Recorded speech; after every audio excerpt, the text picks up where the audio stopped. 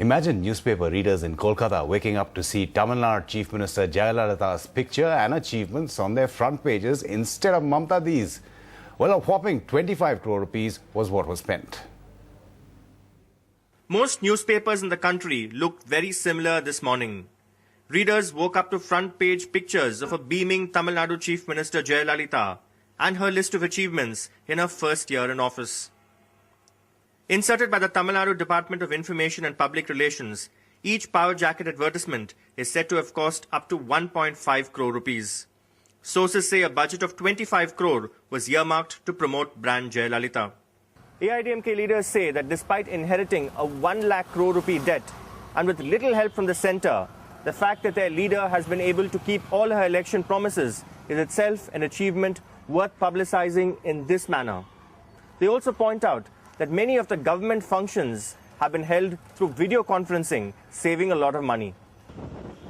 The publicity blitzkrieg wasn't restricted to newspapers. The entire route from Jayalalitha's Pose Garden residence to the Secretariat was dotted with hoardings hailing her achievements. Free gold, mixies, grinders, cows, goats and laptops. The DMK harps on the power shortage Tamil Nadu is reeling under.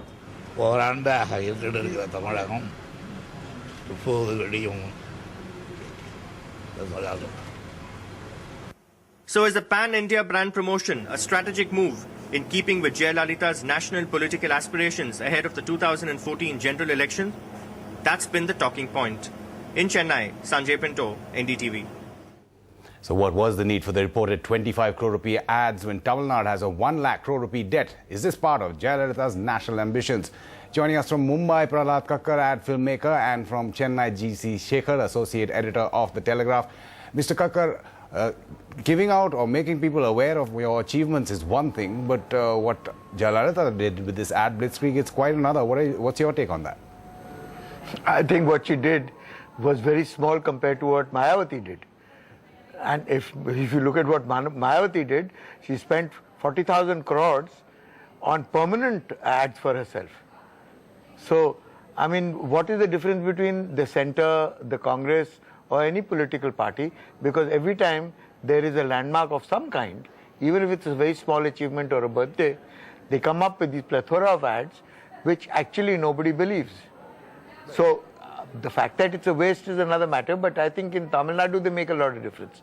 So, having plastered India, I cannot imagine the reason for it. I mean, she should have just concentrated on Tamil Nadu. Exactly. I mean, the larger point is, of course, politicians spending money on things like this, whether it's advertisements. You were talking about these elephants are a permanent advertisement. Mr. Shekhar, the point that Mr. Kakkar is bringing up, why national dailies? Well, Jayalalithaa has always had a larger-than-life image, okay? In the past, we used to have huge hoardings and cutouts which were restricted only to Tamil Nadu. And why not reach out to the entire nation? So power jackets for newspapers is something that has been attempted only by corporates. And so this is the time for a chief minister to do it. And she's just tweaking about the image building process. She is reaching out to the national audience mainly because that she wants to publicize the fact that she has achieved whatever she could, whatever she was promised in 1 year, at least as far as the election freebies are concerned, despite the huge financial burden that she inherited. And another is that she wants to tell the rest of the country that she is a very capable administrator. So watch out for me if during the 2014 elections, if I make a pitch for the top job of the country, don't count me out. Right, that's the point we're just going to dwell on a little bit more. Mr. Kakkar, but the point that, again, Mr. Shekhar is making there, the corporates used to use power jackets, now politicians as well. It's a bit uncanny to wake up in the morning and see that front page of every paper is Jayalalithaa there. Well, election time is coming, so you better get used to it. Because where is the money coming from? It's all public money. So it's being spent on the public, for the public, and through the media, and everybody is laughing to the bank. Mr. Shekhar, just dwell on that point that you were bringing up there. You do think that Jayalalithaa has national ambitions? You were talking about the top job even. I'm sure she does. I'm sure if she doesn't have direct national ambitions, at least she has she wants to be a game player, and she doesn't want to be just left out into a regional area. Right, Mr. Shekhar, you were saying?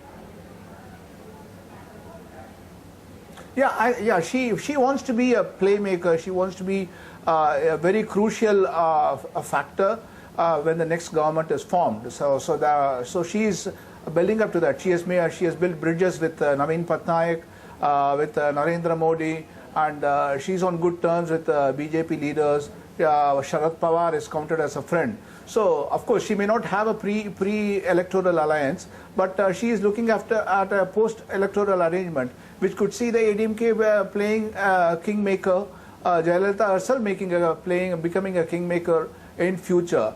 And of course, what another ADMK functionary said was, well, the government helps various manufacturing industries by way of tax concessions, by giving them land, by giving them power for setting up units and other stuff. So, well, the media industry is also in a very bad way. So, look at it as if that Amma is reaching out to you and helping out the media in her own way. So, that is one way of looking at it. Helping the media, that's a nice way to put it. Mr. Kakkar, just talking about, of course, she is getting media space. We are giving her that space. Yes. She is getting mind space. But does anyone really read all those, the fine print there of what her achievements are? There are like 4 pages at least. Well, at least people who follow her closely and people who are admirers of her will definitely follow what the close print is. But the rest of the country will sort of look at it and say, okay, maybe she's shooting the first cannon in the war for the elections, and this is her first move, and it's definitely not going to be her last.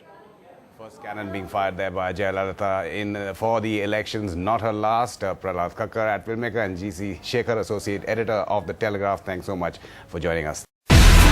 Do you have the NDTV Profit app? All the markets, all the news in your own homemade, ready-made portfolio available there for you. We will right now answer what you should sell, what you should buy when markets are down. Download at ndtvprofit.com/apps. Get the best app from the channel you trust.